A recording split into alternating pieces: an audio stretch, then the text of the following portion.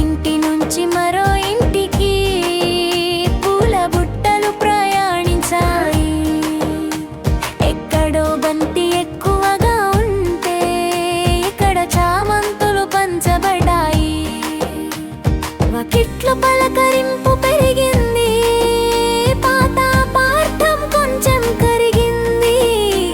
ఒక పువ్వు ఇచ్చిన చిన్న కారణం మాట్లాడని తలుపు తెరిచింది.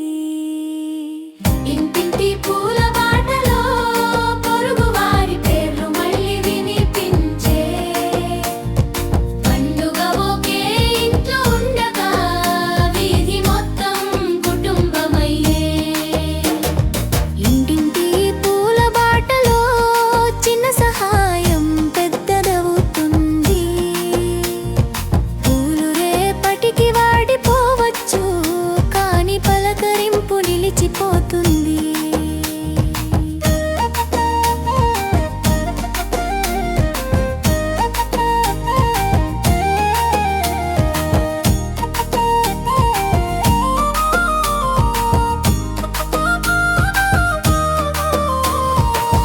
కొత్తగా వచ్చిన కుటుంబానికి ఎవరు తెలియని మొదటి సంవత్సరం. పక్కింటి అక్క ఆహ్వానమిచ్చి వలయంలో కలిపింది వారి సాయంత్రం. ఏ సంప్రదాయం తెలియకపోయినా వివరించి బలవంతం చేయలేదు. కలిసి చూడటమే సరిపోతుందని వారికి స్వేచ్ఛగా చోటు ఇచ్చింది.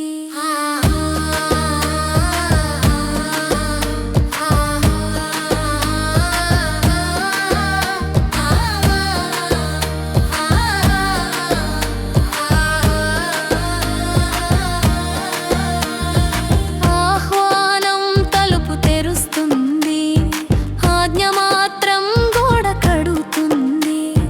గౌరవంతో పిలిచిన పండుగే కొత్త మనసులను దగ్గర చేస్తుంది. ఇంటింటి